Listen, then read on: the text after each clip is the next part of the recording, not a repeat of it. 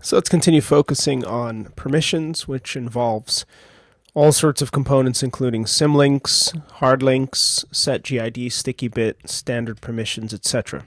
So since we're on this setGID, setuid, sticky bit section or tangent, let's show you some examples. So for example, looking at temp, we've mentioned that permissions are set on a per user basis, so users cannot clobber each other's directory entries. So really temp and sticky bit associated directories are just a means of sharing a directory among a number of users in a safe fashion. So it's a collaborative space for processes versus individuals.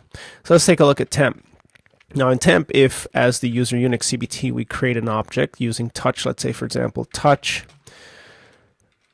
file or Unix CBT dot file dot one, for example. So we've created this entry as a Unix CBT. Now let's confirm the permissions associated with the object. LSL Unix CBT file 1. Notice the item is owned by the user Unix CBT and a member of the group wheel. Anyone who's a member of wheel is elevated in privileges, not to the level of root, but for some tasks to the level of root. So overall not to the level of root, but for certain tasks the level of root. But what this tells us is that the user may manage the file, other users may not. Other users can read the object but not manipulate the file in any negative way. For example, from the Unix CBT2 shell, let's navigate into temp and we'll touch a file calling it Unix CBT 2.file1. And let's LSL Unix CBT star. So those are the two files. Notice the permissions are flagged appropriately. This is as a result of the inheritance from the top level directory. Now, we can interact with Unix CBT.file.1 on a read basis. It contains nothing, but we're not able to write to the file to make changes to it, and vice versa. The user Unix CBT may cat the contents of Unix CBT 2.file.1 but not make any other changes to it. So let's populate some content. We'll echo user equals Unix CBT 2 into Unix CBT 2.file.1 and echo similarly as Unix CBT 1. So let's echo user equals Unix CBT 1 into Unix CBT file. So now let's cat the contents of Unix CBT 2. There's the content, and as Unix CBT 2, let's cat the contents of Unix CBT, and it's able to enumerate the content, but we're not able to make changes. That's the key with sticky bits, that users can share directories in a safe manner. So let's just note, facilitates safe sharing of a common directory. Now, insofar as setGID, as we've mentioned, if we had, for example, a project directory, which we like to create because it symbolizes typical directories shared by n number of users for collaborative work. So we'd make a directory, let's say, off the root, project X, and then setGID the directory. Now, by default, when this directory is made, it will not have a setGID bit flagged to it. And also at the root of the file system, you must be root in order to create the directory. So for example, let's try as the user Unix CBT to create /project X. And as you can see, it doesn't allow us to. But in another shell, let's create a new shell, Control-Shift-T, where we're logged in as root. We should be able to with no problems. Project X. Now let's go to the root of a directory and you'll see. Now, to see the permissions associated with a particular directory, use LSLD. LSLD project X. Instead of showing us the contents of project X, it simply enumerates the permissions bits associated with and attributes of the particular directory entry. The normal behavior of LS when a directory is applied is to show you the contents of the directory. For example, LSL project X shows us the contents, but D shows us the metadata associated with the directory entry itself. So notice the directory is owned by root and by the group wheel, and everyone else may traverse it, but there is no setGID bit set. That means users are not able to create objects in the directory with a forced setGID. So to set GID, we use a to flag. Now notice the current permission set is 7 for the owner, 5 for wheel, and 5 for everyone else. So 755 is currently the case, but the problem here is unless users are a member of wheel, it will not work. In other words, they won't be able to write to the directory by default. So you'll either have to change the group that's associated with directory project X, let's say, to something else, or make those users members of this group wheel. So there are various ways in which you can do this, but to make the set GID work, you need a common group to bind the various users who have access. So perform as root, and once that's in place, you then need to set GID it.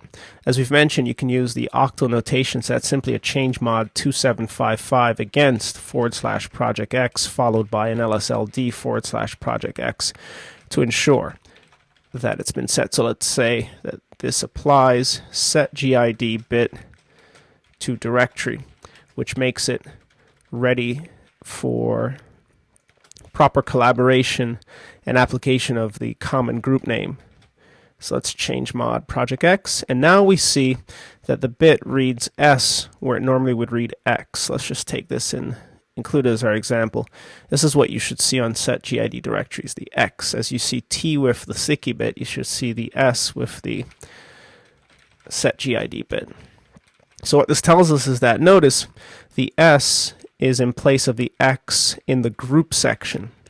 This is the flag that tells Unix, in this case FreeBSD, that any object created beneath project X must inherit the name of the group, in this case wheel. So if an object is created, it'll be created as group wheel. So to test it as a user root, for example, let's navigate into project X. We'll touch a file calling it root.file.1, followed by an echo of the exit status and an LSL. Notice that the file wears the group wheel. Now, if we try to create an object in the directory as any of the other non-privileged users, one, it'll fail because the users are not members of the particular group, in this case wheel. Two, the group has to have write permissions to the directory in order for a user to be able to create an object in the directory. So let's go back to the root. LSLD project X. So unless you are root, the owner of the particular object, project X, you may not write to the directory. And unless we update the permissions to 775, for example, in set GID, which would be 2775, other users will not be able to write to the directory. So let's navigate into project X and try to confirm that. So here we can see root.file.1. We make cat its contents. It contains nothing, but nonetheless it returns a clean exit status. Let's try to touch unixcbt.file.1. It fails because, again, we don't have write privileges one level up. So that means we need to update this particular entry with the appropriate bit. And that means we should change it to 2775. So change mod 2775 project X and LSLD project X. Permits write access by group members, but of course we still have to assign those users privileges to, or membership to, the group wheel. So let's take a look. We should be able to do this by navigating one level up and finding change mod from our history. And this is as non-privileged user. We need the shell as root. So let's navigate to this directory or into this TTY and find the change mod. So from 2755 to 2775. And now it's set for write privileges. But again, users must be a member of the group wheel. How do we confirm this? Well, there are a number of ways. You can use tools like PW. You can simply grep the group file to see whether or not the user belongs to the directory, to this particular group, to be able to write to the directory. So for example, let's grep wheel from etc group. etc group is the file that contains the group memberships. So notice we see wheel and its ID and its members. Currently, the only user that's a member of wheel is the user root. So that means other users do not belong to this particular group.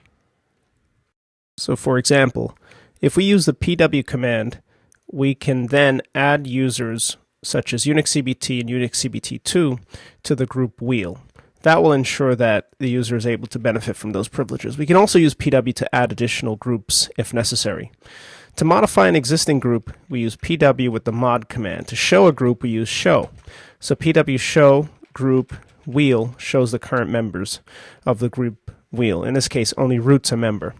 To modify, we'll use PW mod group wheel with a lowercase m option, which will add new members to the group without removing existing members. So supposing we'd like to add Unix CBT, Unix CBT2, we can do so using a comma delimiter, followed by an echo of the exit status. And if that's clean, we'll then PW show group wheel. And now the two users are members of that particular group. Again, there are other ways to do it. You could modify directly the group file in etc and just separate or delimit your users using a comma. That works as well. So this modifies and the group membership without clobbering existing members. So E adds users to group named wheel, which will of course afford other privileges which can be helpful to us, which is why we've selected wheel.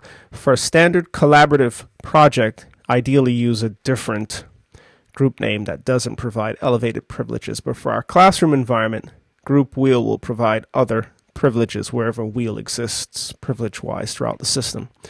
So how do we confirm that this group membership takes effect with the existing users? Well, here we're logged in as user Unix CBT. Let's do ID. And ID shows the groups, the primary groups. Let's drop the shell and re-SU in and try ID again. Now ID reads the existing group. So that means we need to clear these shells. Let's drop Unix CBT2, run ID. ID is a command that tells you your UID, GID, and group memberships, which includes your primary group as well as the secondary groups. So let's just note as well, clear any existing TTYs to realize new group memberships, because the TTYs that are opened have read their config files and settings upon invocation, not while it's running or not in real time. It isn't actively checking your settings.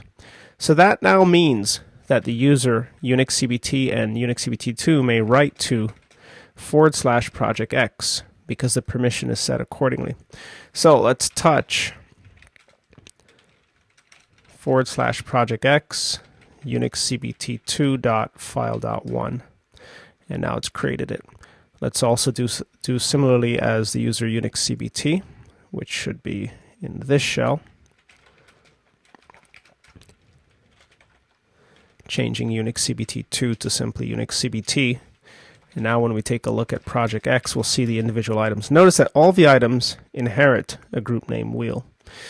What does that mean for directories created? Well, let's make a directory. We'll call it Project X extension. Perhaps the project has run over. So the user is able to create this entry, and notice it's owned by the user, but still the group wheel. And that means other users may interact with the directory. Notice the privileges that are set, however. 755 without the group inheritance, which means we'd have to flag this one inherited. It isn't inherited throughout the chain, but the group membership is written accordingly. Remember, the user Unix CBT belongs to a primary group named Unix CBT. So when objects are created by this user, it should, by default, be created with a group of Unix CBT. For example, if we navigate into our home directory and we look at items there, notice that the group associated with all of the files is Unix CBT. And if we touch a new file, let's say unixcbt.file.1 and LSL unixcbt.file.1, notice it's written as Unix CBT. So the set GID bit truly is at work in /project X in that case. That's how you use the set GID feature that's inherent in Unix and Linux systems. Now let's move on to symlinks. Symlinks allow us to create shortcuts across the system. So it's all a part of file system management, of course. So 7 symlinks. Now there are two types.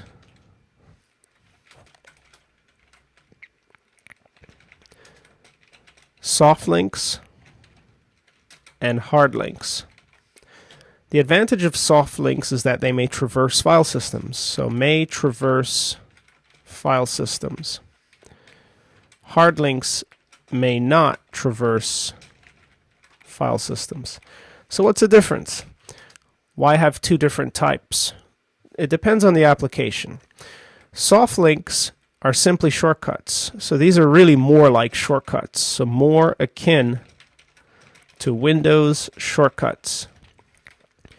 Hard links are more akin to direct references to file system object. Well, what does that all mean? Notice when we run ls with the L option for various objects in our file system, we see a column that represents a count, in this case, or in most cases, a count of 1, and in some cases, a count of 2.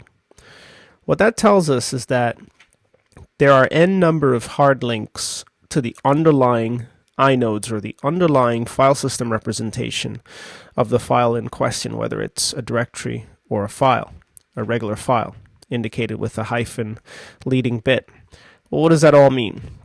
Well, files are really stored on the file system, organized by UFS, XFS, ext4, and so on, riserfs, as file nodes or inodes. And inodes are the lowest level of abstraction that's related to the actual organization of the data on the disk. So that tells us that through hard links, we're able to reference a lower level than simply the file name that's presented to us. For example, when you see this file daily.backup.logs.tbz, this is simply a reference to an inode which houses the file. And through hard links, we can make references, so long as we remain within the same file system, to the same underlying inodes, providing multiple copies of the file throughout the system. But the benefit of a hard node is that the file isn't actually copied. It's simply an additional reference. And so long as there are references to the file or the underlying inode that houses the file, you can have multiple instances of that file without using additional hard disk space. So we should also note that hard links provide references to files without using additional space by referencing the underlying inode associated with the file. But let's just also note one caveat is that hard links cannot traverse file systems. And that is because the same inode numbers are likely to be reused across file systems. And since hard links depend upon the inode number, which is the closest level of abstraction to the actual blocks on the disk, referencing those numbers would cause confusion across file systems. And that's why hard links must reside within the same file system, whereas soft links can cross file systems because they're merely shortcuts. When you delete a hard link, if there's another hard link, you haven't really deleted the file. When you delete a soft link, the underlying file remains, the shortcut or the symlink is gone. But when you delete the actual underlying inodes or the source file, then all of your soft links are broken. So there are two methods for implementing these links across NIX-based systems. So let's start by figuring out how to implement soft links. So we'll label this A1. Now both soft and hard links are implemented using the same command ln. But in the case of soft links, we use the lowercase s option to indicate that what we're creating is a soft link. So what's a simple example of a soft link? Well, let's say, for example, as the user Unix CBT, we're accustomed to working, let's say, in the temp directory for whatever reason.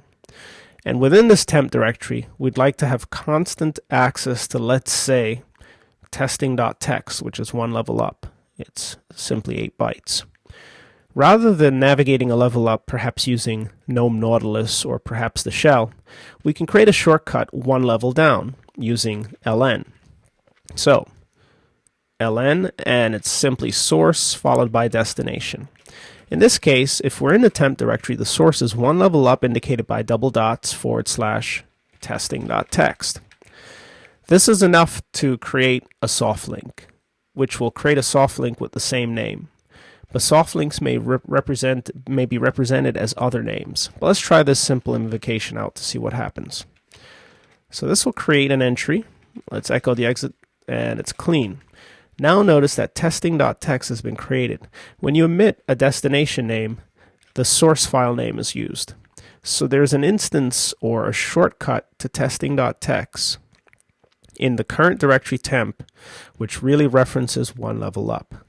Also notice that the soft link changes the leading bit to an L to indicate that it's a symbolic link.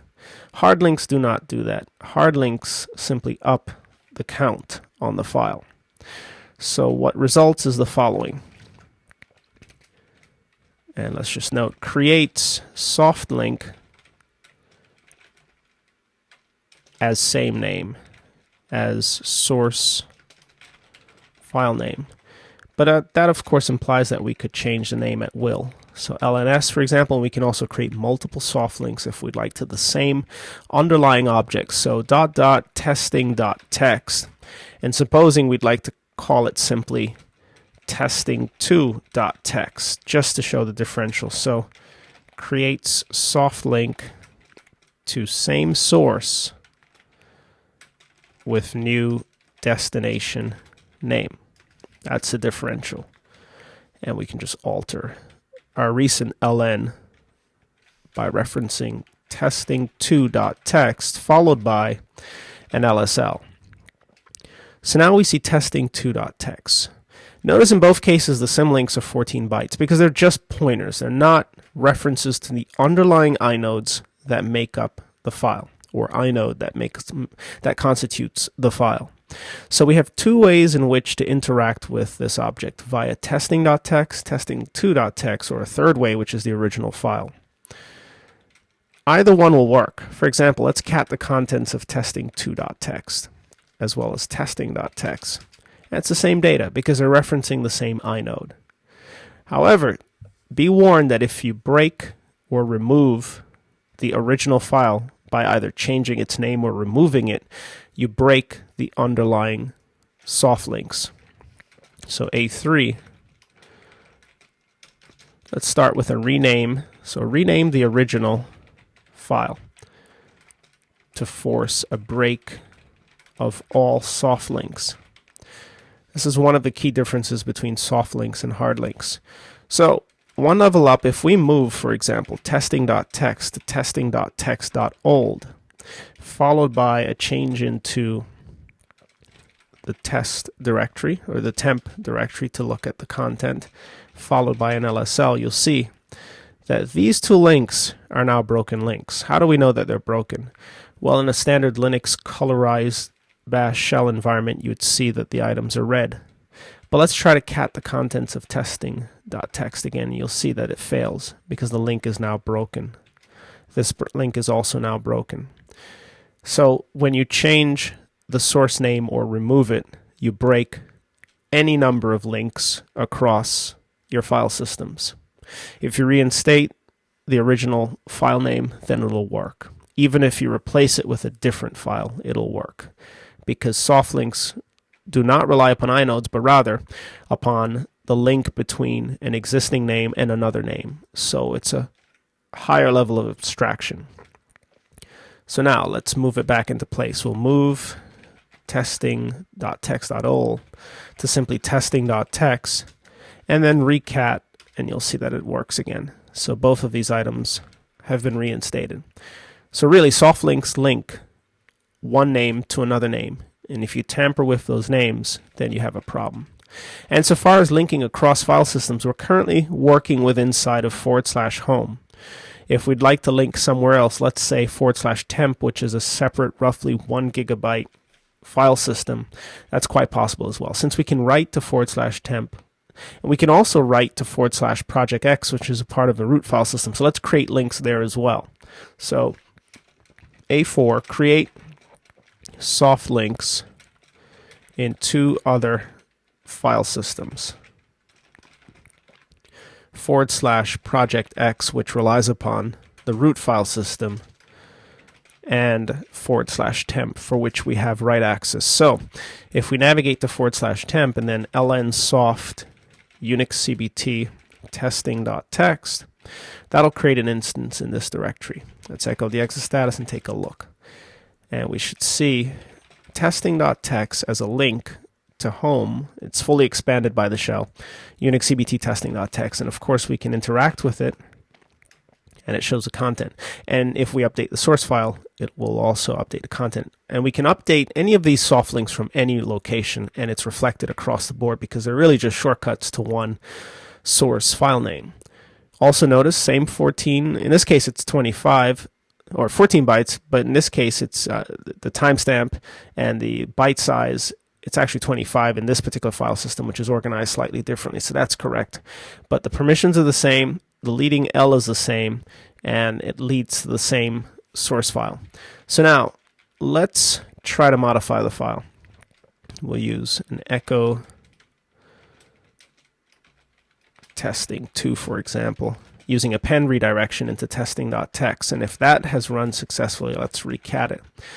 So now it contains 2 lines. Now from the perspective of our home directory, let's cat the source file testing.txt. There are the 2 lines, and then cat, let's temp testing star, and there are the items. So again, you update in one place, it's updated across the board. Now that's in /temp. Now let's navigate into projectx.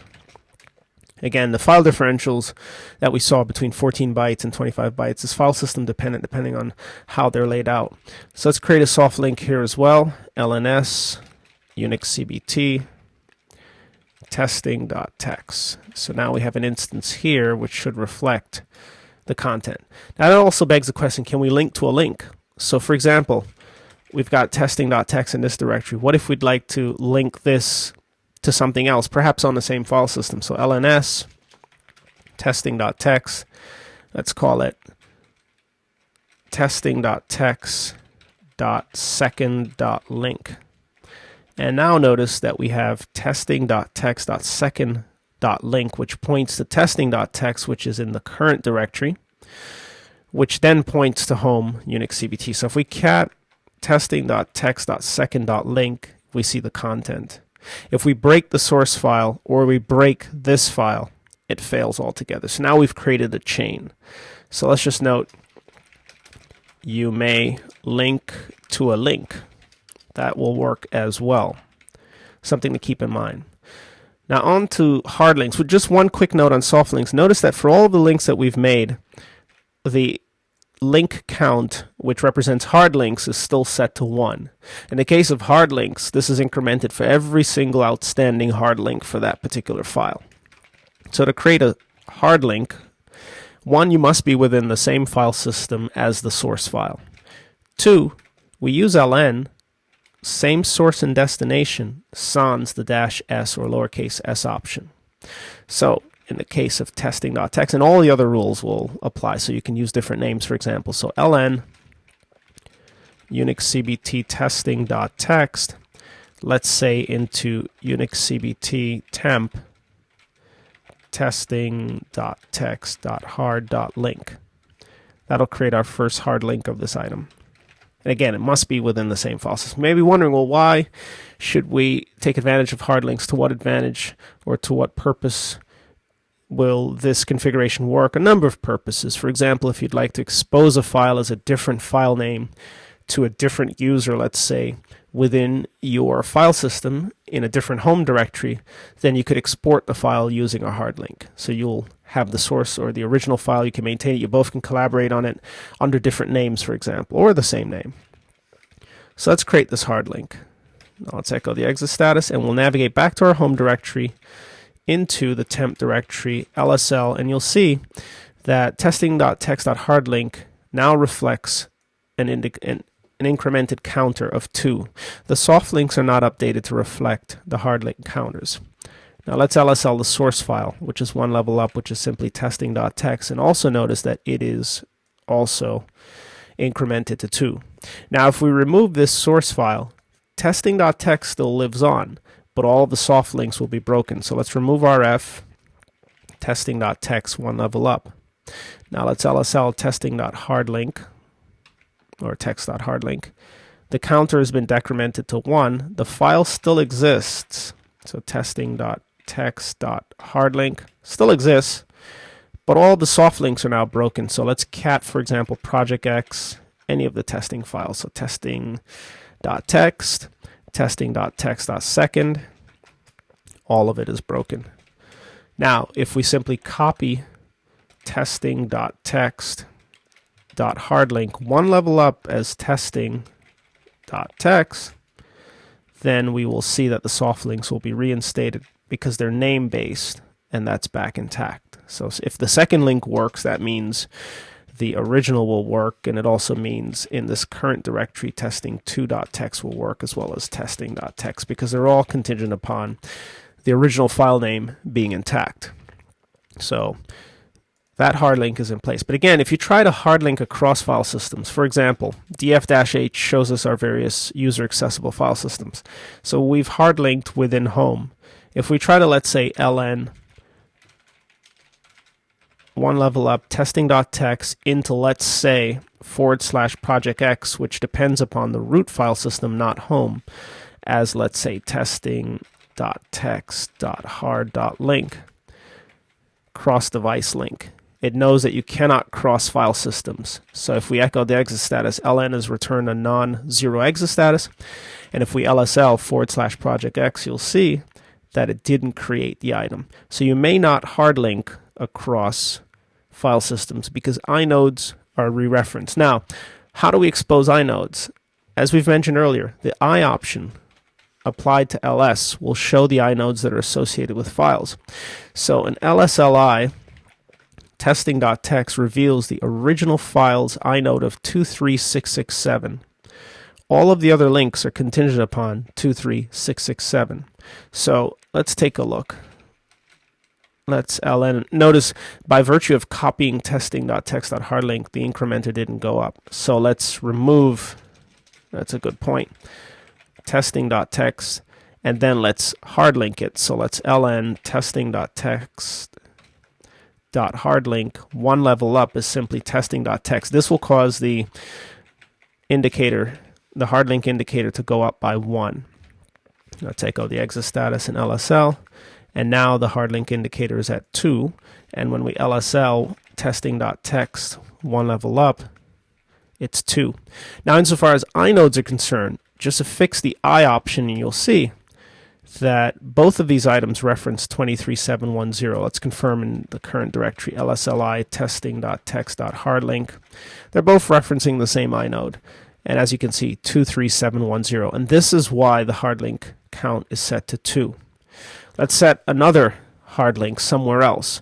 Now, in order to create another link, let's say in a different user's directory, you need to have privileges. So if we, for example, try to link into testing.txt.hardlink, let's say into Unix CBT 2's directory, so Unix CBT 2 as the same name, it fails because we don't have permissions. But as a root user, this will work. So let's ln Unix CBT testing.txt or the hard link, either one, they're both the same inode, into Unix CBT 2 testing.txt.hard.link so that we can see it. That works. And now when we take a look at the hard link counter associated, it's up to 3.